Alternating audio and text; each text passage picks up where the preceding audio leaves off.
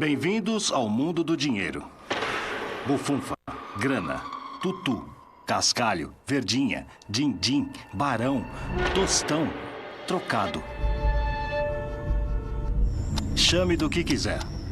O dinheiro pode nos derrubar ou pode nos erguer. No passado, certamente derrubou muitos dos maiores nomes de Wall Street e da cidade de Londres. E enquanto os antigos mestres do universo entravam em colapso, o resto de nós se preocupava se nossas economias estariam mais seguras num colchão do que no banco. A grande crise financeira que começou no verão de 2007 deixou a maioria de nós totalmente perplexos. Como era possível que um pouco de dificuldade local com hipotecas subprime nos Estados Unidos desencadeassem um tsunami econômico grande o suficiente para acabar com alguns dos nomes mais ilustres de Wall Street, para forçar a nacionalização de bancos em ambos os lados do Atlântico e trazer toda a economia mundial à beira da recessão, se não uma depressão? Essa série não deveria se chamar A Decadência do Dinheiro? Bem, eu quero explicar para vocês como o dinheiro cresceu para desempenhar um papel tão dominante em todas as nossas vidas. Além do mais, eu quero revelar a história financeira como a história essencial por trás de toda a história. Bancos financiaram o renascimento, enquanto o mercado de títulos decidiu guerras.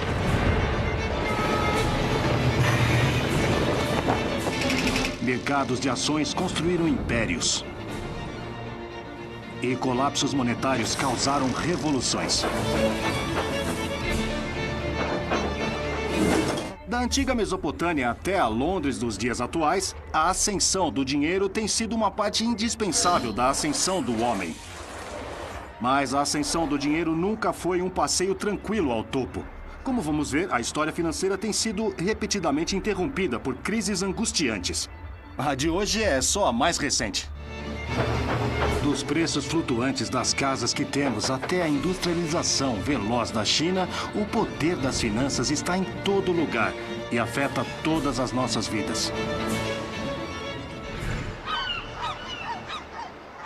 Mas você sabe o segredo? Você sabe o que gera um pânico bancário ou uma crise monetária ou uma quebra do banco de ações?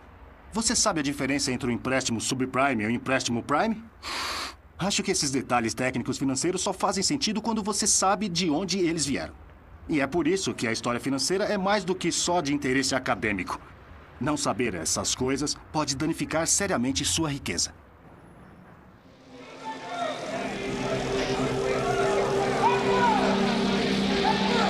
A ascensão do dinheiro. Sonhos de avareza.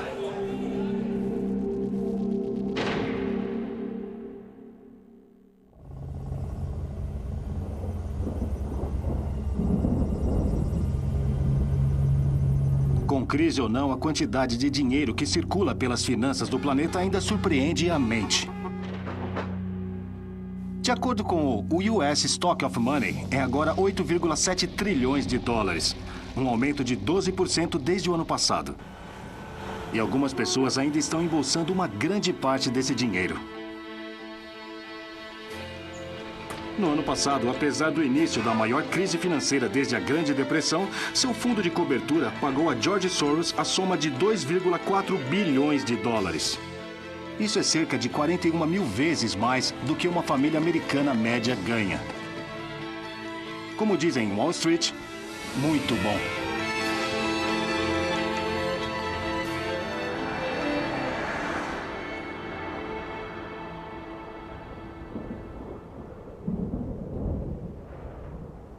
Agora, contudo, imagine um mundo sem dinheiro. 500 anos atrás, a sociedade mais poderosa da América do Sul, o Império Inca, não tinha um conceito real de dinheiro. Os incas apreciavam as qualidades estéticas de metais raros. O ouro era o suor do sol. A prata, lágrimas da lua. Trabalho era a unidade de valor do Império Inca. Assim como supostamente deveria ser em uma sociedade comunista. Mas em 1532, os incas encontraram um homem cuja fome por dinheiro o levou a cruzar o oceano.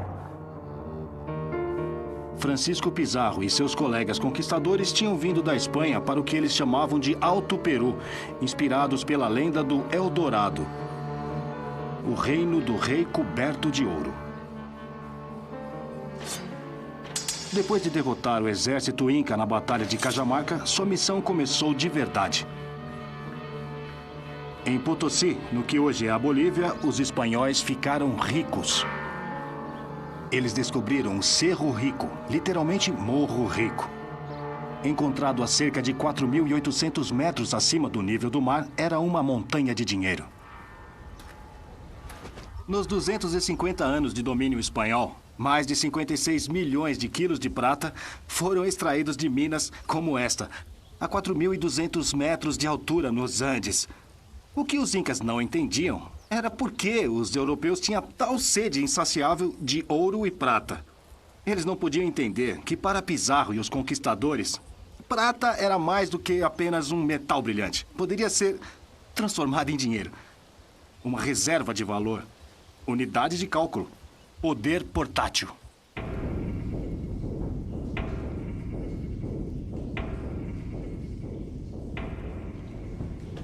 Devo dizer que acho esse lugar muito angustiante. Os espanhóis tinham um sistema de trabalho forçado, o que significava que todos os homens sadios da população nativa tinham que trabalhar nessas minas. E podem ver por que 1 a cada 8 não sobreviveu à provação.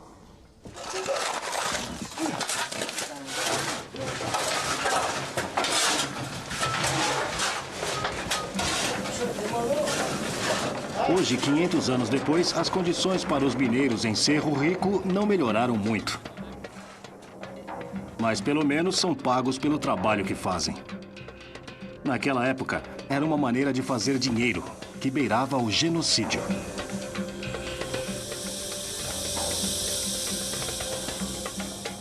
O minério de prata era moído, refinado com mercúrio e enviado para a Europa em barras e moedas.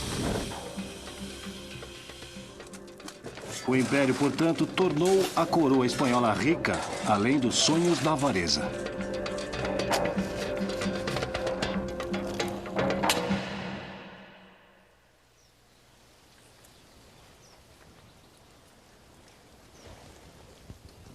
Mas toda a prata das minas de Potosí não poderiam deter o declínio econômico e político inexorável do Império Espanhol. Por que isso quando Pizarro parecia ter encontrado tanta riqueza?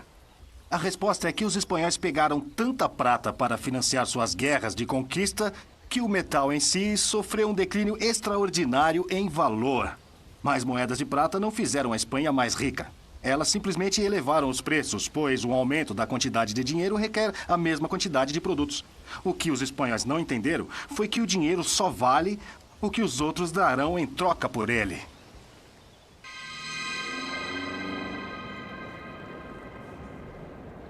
Museu Britânico, Londres. Quer o dinheiro tome a forma de moedas de prata, conchas, barras de ouro ou notas do banco, isso é verdadeiro desde a antiguidade até os dias de hoje. Mesmo pedaços de argila podem funcionar melhor do que moedas de prata, se as pessoas confiarem o bastante nelas. Na antiga Mesopotâmia, quase 4.000 anos atrás, as pessoas usavam placas de argila como esta para se comprometerem a certas transações financeiras. Por exemplo, esta aqui, encontrada a sudoeste de Bagdá. Especifica que um devedor pagará a um credor 330 medidas de grãos no dia da colheita. Mas esta é ainda mais fascinante, porque ela diz que uma dívida de 4 medidas de cevada deve ser paga ao portador de uma placa de argila. E essa é a ideia de pagamento ao portador que realmente mais me fascina. Se a frase soa familiar, é porque deveria. Veja uma nota de 20 libras. Prometo pagar ao portador a soma de 20 libras. Notas de banco não têm quase nenhum valor intrínseco. Elas são simples promessas de pagamento, assim como as placas de argila da antiga Babilônia, 4 milênios atrás. Na parte de trás da nota de 10 dólares diz: "Em Deus nós confiamos." Mas não é realmente em Deus que você está confiando. Ao trocar os seus bens ou o seu trabalho por um punhado dessas coisas, você está confiando que o secretário do Tesouro americano não repetirá o erro da Espanha e produzirá demais essas coisas malditas que, quando você for gastá-las, elas valham menos do que o papel em que estão impressas.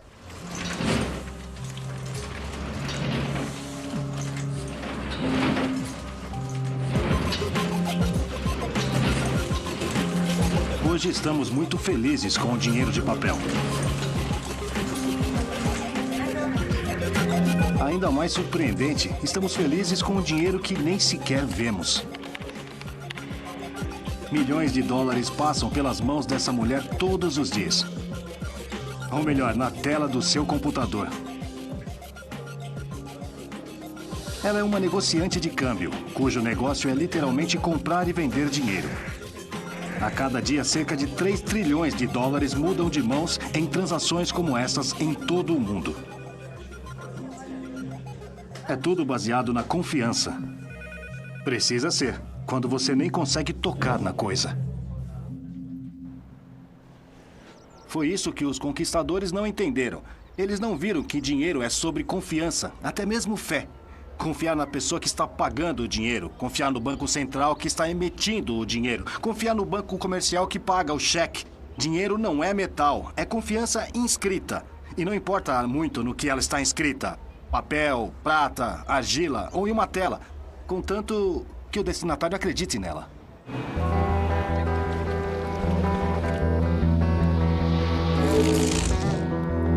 Houve uma enorme possibilidade criada pelo aparecimento do dinheiro como um sistema de confiança mútua. A possibilidade que iria revolucionar a história do mundo. Foi a ideia de que você pode confiar nas pessoas e emprestar dinheiro a elas, e que elas vão pagá-lo de volta em alguma data futura. E por isso que a raiz do crédito é credo, latim para eu acredito. Sem a invenção do crédito, toda a história econômica do nosso mundo teria sido impossível.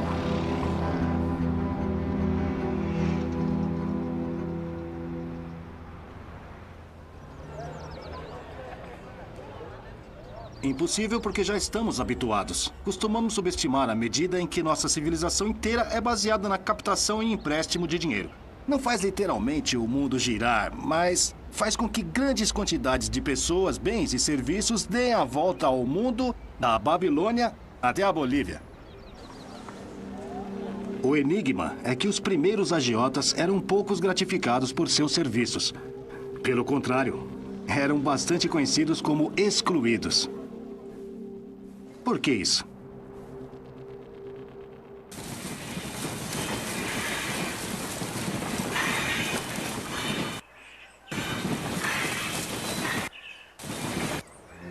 Bem-vindos ao norte da Itália, no ano de 1200 depois de Cristo. Uma terra dividida em várias cidades-estado.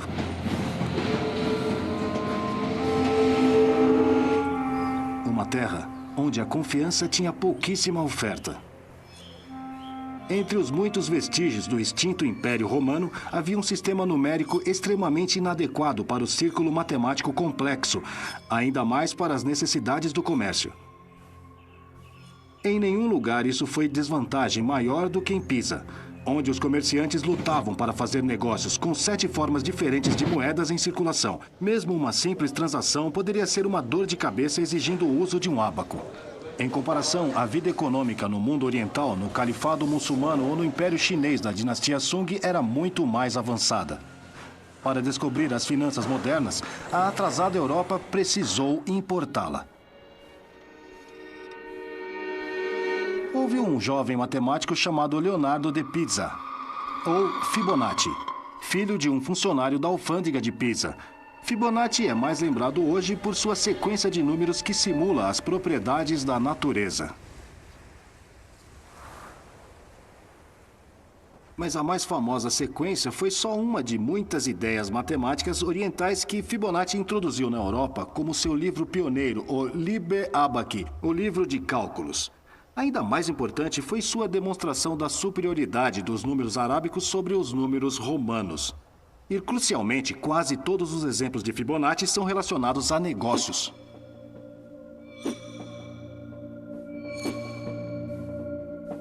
Desde os tempos romanos, os europeus lutavam para fazer cálculos simples como estes números.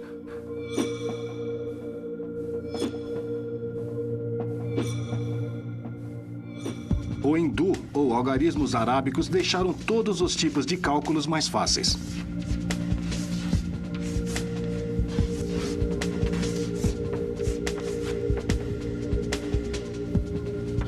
Em particular, Fibonacci mostrou como os novos métodos de cálculo poderiam ser aplicados à contabilidade comercial para conversões de moeda e, crucialmente, para o cálculo de juros. Tente imaginar como calcular percentagens em algarismos romanos. O Liber-Abac de Fibonacci tornou isso uma brincadeira. Esta seria a aplicação de matemática para ganhar dinheiro.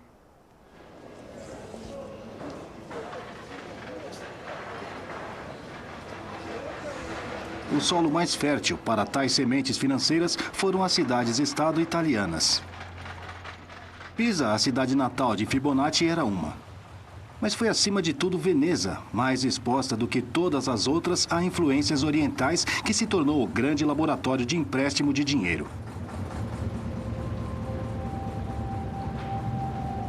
E o lar do mais famoso agiota da literatura, Shylock. O livro de William Shakespeare, O Mercador de Veneza. Podeis servir-me por obséquio? Quero vossa resposta. Crucialmente, Shylock se dispõe a emprestar o dinheiro se o amigo de Bassanio, o comerciante Antônio, der uma garantia.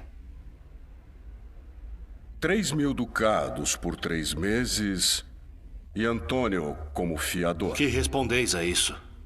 Antônio é um bom homem. Por bom, Shylock não quer dizer virtuoso, significa bom para o dinheiro que ele está prestes a dar a Bassanio. Em outras palavras, credibilidade. Já ouviste qualquer imputação em contrário? Não. Quando digo que ele é um bom homem, quero fazer-vos compreender que, como fiador, é suficiente. 3.000 ducados.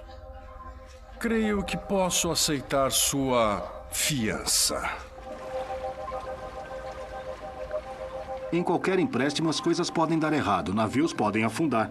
E é precisamente por isso que qualquer pessoa que empresta dinheiro a um comerciante, mesmo que seja para uma viagem, precisa ser compensado. Costumamos chamar a compensação de juros. O valor pago para o credor, além do montante emprestado ou principal. Transações comerciais no exterior, do tipo que Veneza dependia, não podiam operar sem tais transações. E continuam sendo a base do comércio internacional até hoje.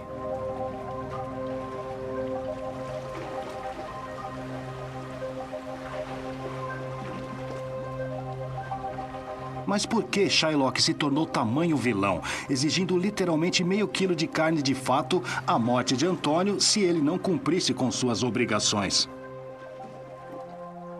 Por que o agiota de Shakespeare era tão cruel? O financista sanguessuga original, que aparece sempre na literatura ocidental?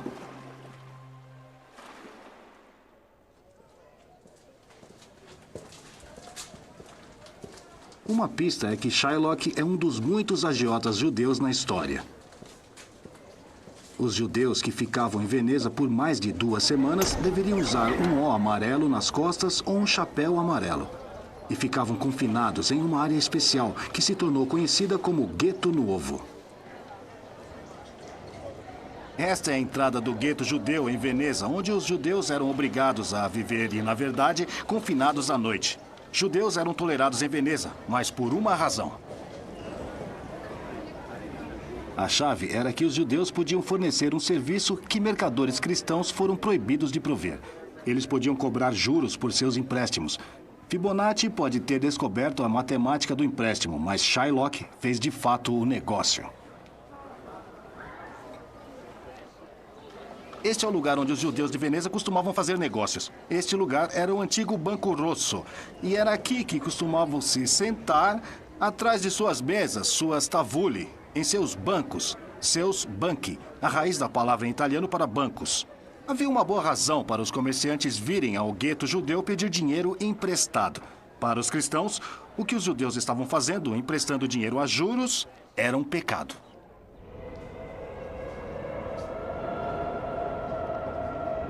As leis da igreja medieval contra a usura, a cobrança de juros sobre empréstimos, eram um grande obstáculo para o desenvolvimento das finanças na Europa.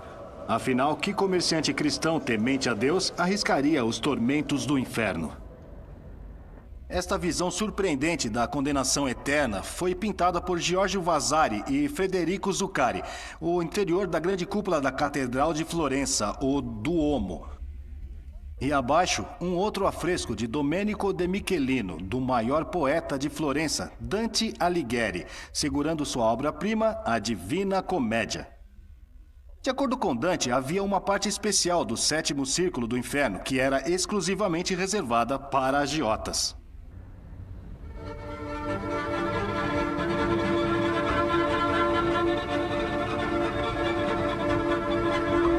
Lá, os agiotas eram eternamente torturados com a terra seca e neve congelante. Seus pescoços abaixados por bolsas enormes. Judeus também não poderiam emprestar a juros. Mas havia uma cláusula conveniente no livro do Antigo Testamento de Deuteronômio, capítulo 23. Não deve emprestar ao seu irmão com juros, mas a um estranho, bem, é uma questão diferente. Em outras palavras, um judeu não poderia emprestar a um judeu, mas poderia emprestar a um cristão. O preço pago pelos judeus para realizar esse serviço foi a exclusão social. Portanto, o gueto. E, portanto, a associação de séculos entre judeus e finanças. Uma das poucas formas de atividade econômica da qual os judeus não eram excluídos. No final, é claro, Shylock é impedido, pois, embora o tribunal reconheça seu direito a meio quilo de carne, a lei também o proíbe de derramar o sangue de Antônio. E por ele ser judeu, a lei também exige a perda de seus bens e vida por chegar a planejar a morte de um cristão. Ele só escapa por se submeter ao batismo. Acontece que é um negócio arriscado ser um agiota. O mercador de Veneza levanta questões profundas sobre a economia e antissemitismo. Por que os devedores não honram sempre suas dívidas, especialmente quando os credores pertencem a minorias étnicas impopulares? Por que os Shylocks não perdem?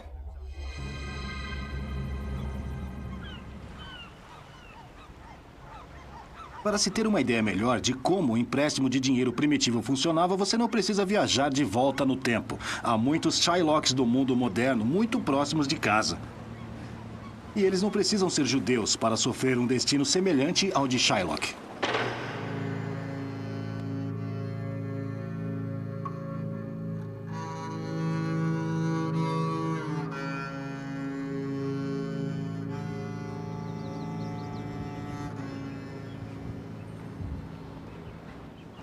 Esta é Chatterstone, a leste de Glasgow. Na verdade, é onde minha avó morava.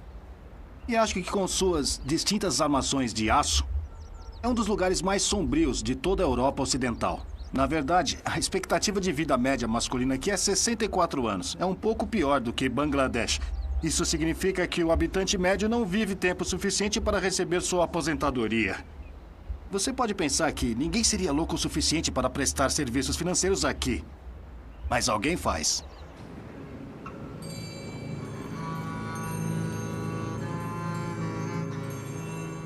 Esta pessoa é o agiota. Você dá seu cartão de aposentadoria como garantia e ele dá um empréstimo. No dia em que seu benefício chega, ele devolve o cartão a você e vai até os correios para pegar seu dinheiro. E paga os juros a ele. É uma versão moderna do modelo de negócio de Shylock. Usura está viva e bem viva na Escócia. Estas são algumas páginas do livro Empréstimo de um Agiota de Glasgow. E é interessante ver como o modelo de negócio funciona. Talvez você empreste 10 libras para alguém e você espera receber de volta 12 libras e 50 no final da semana. São 25% por semana, mas se você calcular a taxa anual, terá uma taxa de 11 milhões por cento.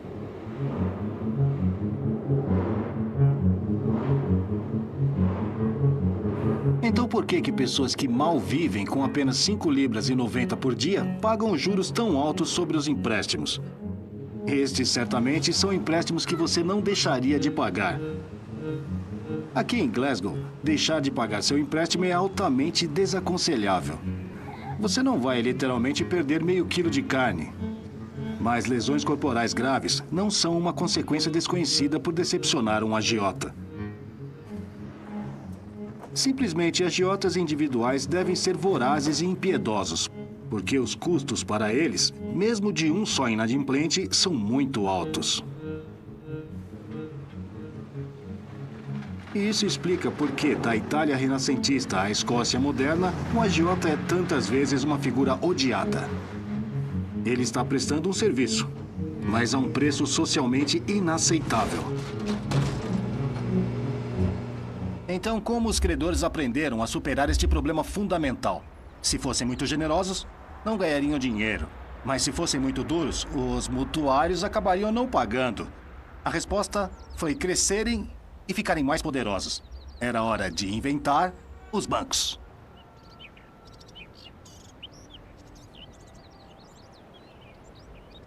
Na Itália do século XV, o serviço financeiro essencial de fornecimento de crédito saiu do gueto para se tornar um privilégio legítimo dos bancos. Essa transição foi simbolizada pela ascensão de uma família, os Médici. Com sua ascensão, o crédito ficou respeitável. Empréstimo de dinheiro deixou de ser vergonhoso. Se tornou glorioso e fundou um novo tipo de poder. O legado impressionante de poder da família Médici ainda está em Florença nos dias de hoje. No período de 400 anos, 2 Médici se tornaram rainhas da França, 3 se tornaram papa. Apropriadamente, foi Maquiavel, o supremo teórico do poder, quem escreveu sua história. Talvez nenhuma outra família tenha deixado tal marca em uma era como a que Médici deixou na Renascença. Podem até dizer que eles pagaram pela Renascença. Patrocinaram uma gama de gênios de Michelangelo a Galileu.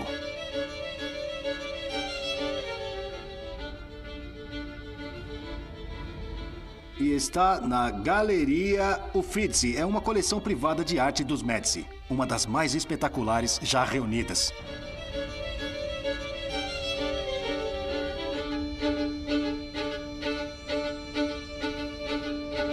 O que os milhões de turistas que se reúnem aqui geralmente esquecem de perguntar é como os Médici pagaram por tudo isso. A resposta simples é que eles eram negociantes de câmbio, membros da arte de câmbio, a corporação dos negociantes de câmbio que ganharam muito. Eles eram conhecidos como banchieri ou tavolieri, porque, como os judeus de Veneza, literalmente faziam negócios sentados em bancos atrás de mesas. Na verdade, o Banco Médici original, ou banco, era localizado aqui na Via dell'Arte della Lana, Rua da Corporação de Lãs.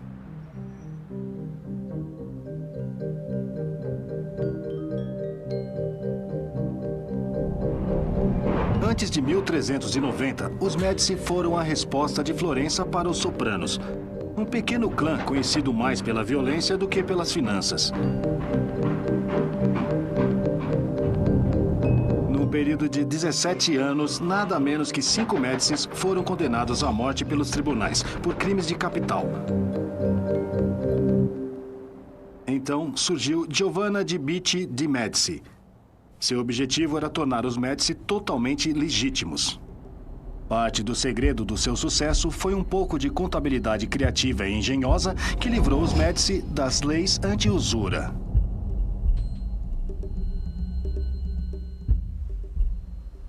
Estes livros do Banco Médici deixaram claro o quão importante foram as faturas comerciais para financiar o comércio exterior. É verdade, a igreja proibiu a cobrança de juros sobre os empréstimos. Mas não havia nada para impedir que um comerciante esperto ganhasse dinheiro em operações como essas, que envolviam várias moedas. Não havia juros, portanto, não havia pecado. Apenas uma comissão deduzida na conversão de uma moeda para outra.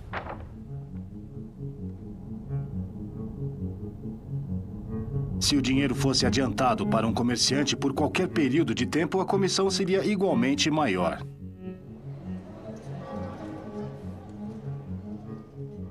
Da mesma forma, os depositantes que colocassem seu dinheiro no Banco Médici receberiam discrecione para compensá-los por arriscar seu dinheiro. Este foi o crédito. Essas outras palavras, mas com o pagamento de juros discretamente escondido. Agora, pela primeira vez, a agiotagem havia evoluído para crédito.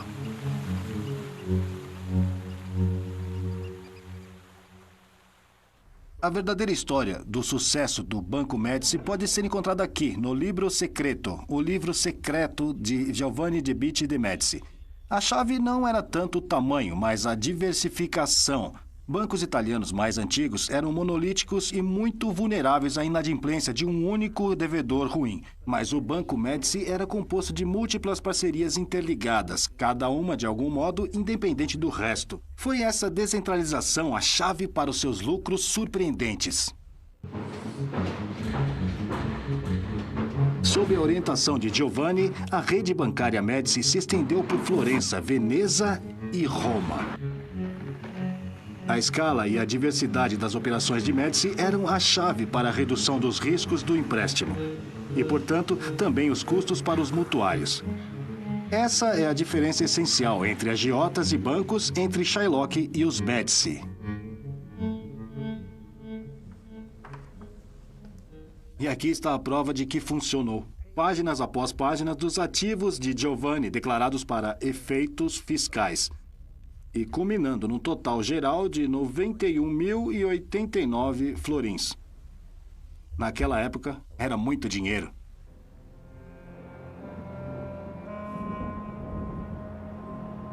Quando Giovanni morreu em 1429, suas últimas palavras foram uma ameaça a seus herdeiros para manter seus padrões de perspicácia financeira.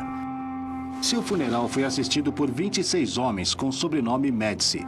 Todos prestando homenagens ao homem que tinha feito o negócio bancário respeitável e rentável como nunca havia sido antes. Para seu filho Cosimo, o acúmulo de riqueza combinava perfeitamente com o acúmulo de poder. 20 anos após a morte de seu pai, Cosimo de Médici era o Estado de Florença. Como o próprio Papa disse, questões políticas são resolvidas em sua casa. O homem que ele escolhe controla o governo. É ele que decide paz e guerra e controla as leis. Ele é o rei, em tudo menos no nome. Este quadro de Botticelli é famoso pela beleza do jovem retratado, mas seu propósito real era ser um tributo a um banqueiro morto, Cosimo de Médici. Está no medalhão e é possível ler a inscrição Pater Patriae, o pai de seu país.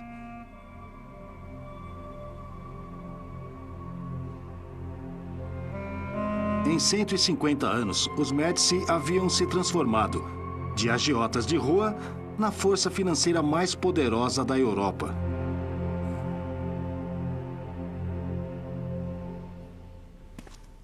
Mas é essa pintura, a Adoração dos Magos de Botticelli, que mais do que qualquer outra capta a transformação das finanças que os Médici haviam feito. Olhando atentamente, os três homens sábios são Cosimo de Médici, lavando os pés de Cristo, e seus filhos Piero e Giovanni.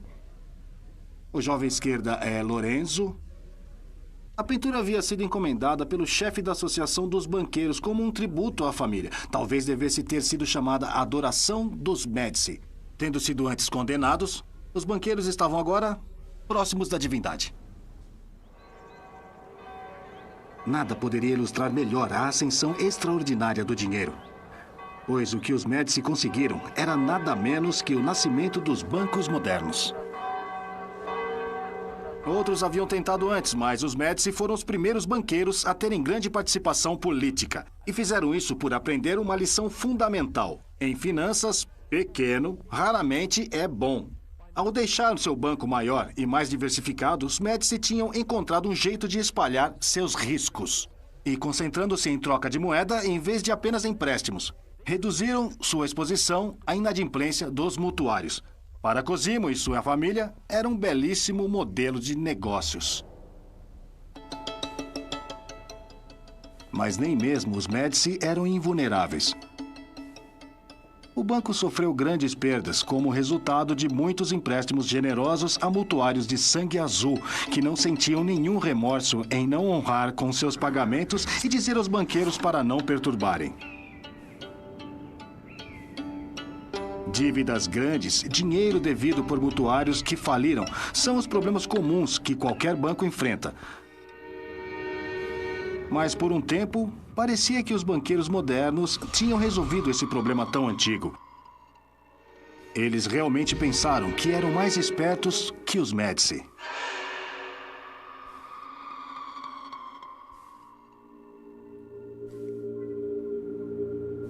Memphis, Tennessee, é bem distante de Florença. E a economia mundial percorreu um longo caminho desde o Renascimento. Um papel crucial nessa transformação foi interpretado pela propagação do banco moderno de sua origem na Itália, até um país onde o dinheiro tem cada vez mais tomado a forma de crédito fácil. Os Estados Unidos foram construídos com dinheiro emprestado. Mas enquanto os Médici tendiam a emprestar apenas para os bens de vida, pelo menos até recentemente os bancos americanos pareciam dispostos a emprestar dinheiro para qualquer pessoa. Memphis é famosa pelos sapatos de camurça azul, costelinhas grelhadas e falências. Você percebeu que as pessoas daqui são um pouco, como dizer, um pouco subprime? Você só precisa olhar para os shoppings dos muito pobres e os onipresentes restaurantes populares. E aos conselheiros fiscais que sabem dizer como você pode receber seus auxílios do governo, dinheiro e impostos. Uma loja que empresta dinheiro com seu carro como garantia. Adiantamento de salário, refinanciamento de veículos. E um lugar onde eles adiantarão seu pagamento da próxima semana. Adiantamento de salário. Sem falar da loja de penhores, do tamanho de uma loja de departamentos. E finalmente, quando você não tiver mais bens para penhorar ou vender, há apenas uma opção, que é vir até a ZLB Plasma, onde você pode vender o seu próprio sangue por $25 por bolsa. Isso sim é ser enxugado. É incrível como todo um setor econômico baseado em pessoas que estão quebradas.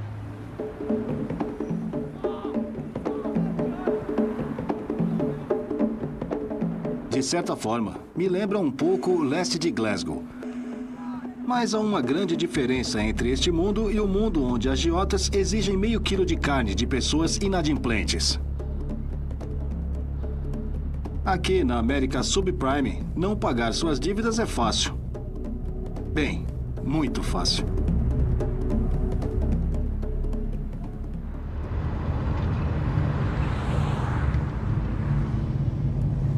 Este é Richie. Está no negócio de recuperação, pegando os carros na frente de seus donos quando não pagam por eles. Ele pegou a espingarda e fez... E vi... o cão da espingarda quase disparando e... ele a inclinou na minha direção e me acertou aqui. Quase me derrubou e disse, ou você deixa o caminhão, ou derrubo você. Eu disse, sim, senhor. E deixei o caminhão. Você faz parecer tão atraente isso que talvez eu mude de emprego. Uma coisa eu digo, é interessante.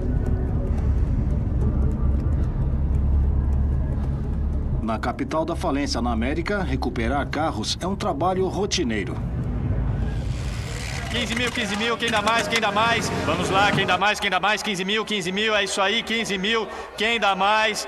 Vamos lá, 16 mil? Não, quem dá mais? 15 mil, é isso aí, 15 mil, quem dá mais, 16 mil dólares, troca normal, está inteiro, sem problemas, é completo, tem rodas, couro e é conversível. A cada semana, a United Auto Recovery vende 500 carros recuperados. Os carros são leiloados para o comércio. terminando nas mesmas concessionárias para serem vendidos para as mesmas pessoas e quando elas não puderem mais honrar com seus pagamentos mensais, são recuperados e reciclados novamente. Os homens de Mênfis que fazem recuperação de bens só fazem o que os cobradores de dívidas fazem em todo mundo. A diferença, além da escala incompreensível da coisa, é a relativa facilidade com que as dívidas são quitadas e a garantia é vendida. Para os devedores, não há praticamente nenhum estigma social e ninguém parece estar sendo prejudicado. O grande mistério é porque a economia de maior sucesso do mundo é baseada em uma fundação de certo fracasso econômico indolor.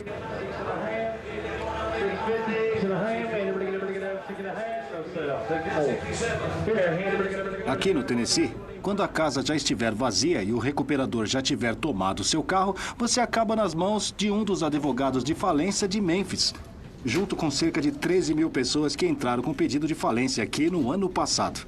É claro que isso é uma das coisas que obriga você a ter que fazer pagamentos tão altos. Toda semana, falidos se reúnem aqui com seus advogados para fecharem acordos com seus credores. Há até uma fila mais rápida.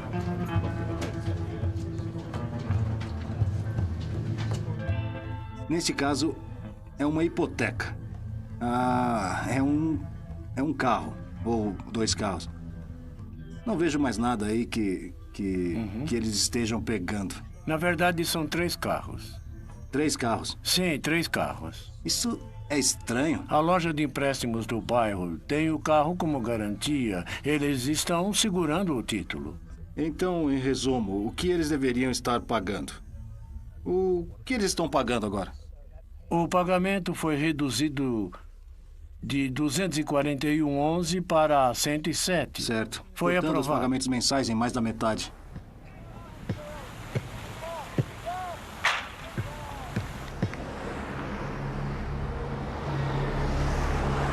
De 1996 a 2006, havia entre 1 e 2 milhões de casos de falência por ano nos Estados Unidos, quase todos envolvendo indivíduos que preferiram declarar falência em vez de cumprir com suas obrigações.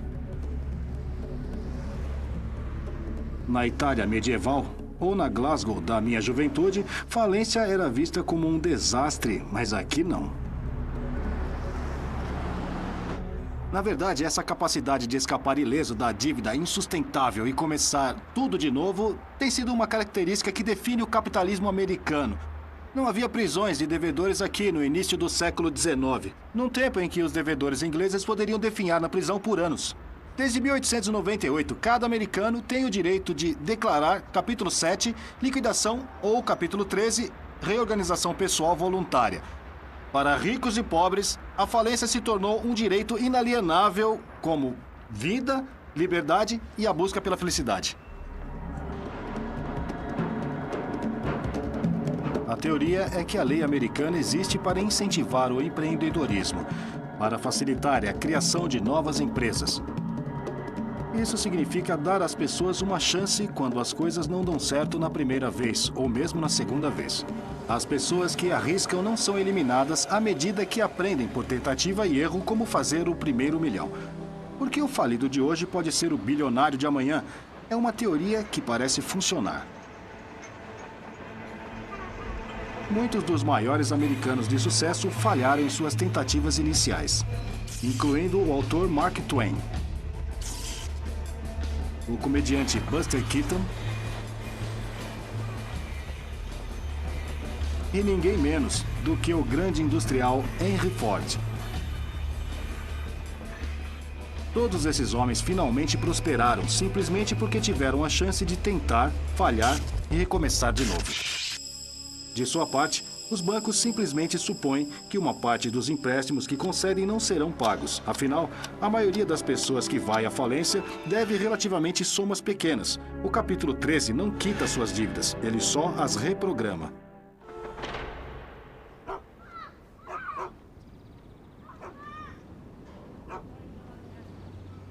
Portanto, é um erro pensar como Antônio de Shakespeare fez em Agiotas como meros sanguessugas sugando o sangue de devedores infelizes.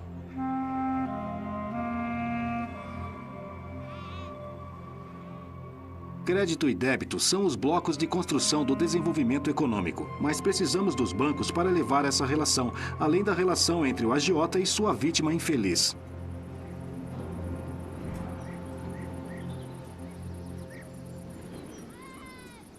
Apenas quando os devedores, como os deste conjunto habitacional em Glasgow, têm acesso às redes de crédito eficientes, podem escapar das garras de Shylocks e os agiotas.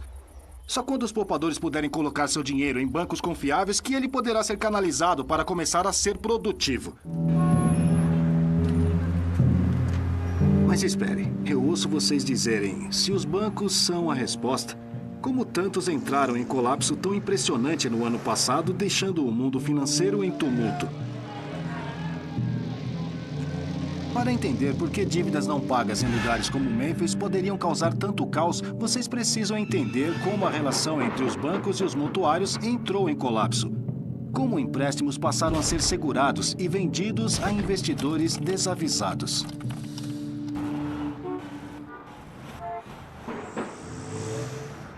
Era uma vez quando ser um banqueiro era realmente muito chato. Você vivia pela regra 363, o que significa você pagava 3 sobre depósito, recolhia 6 sobre o empréstimo e estava no campo de golfe às 3 horas. Mas em nossa época, ser banqueiro se tornou interessante demais. Uma série de inovações financeiras tornou possível que os empréstimos pequenos para pessoas pobres, como em Memphis, se transformassem em coisas estranhas e maravilhosas, com nomes como obrigações colaterais de dívida garantida. Esta alquimia financeira, transformar chumbo em ouro ou resíduos tóxicos em títulos dourados, só foi possível porque a ascensão dos bancos foi seguida pela ascensão do segundo grande pilar do sistema financeiro moderno, o mercado de títulos.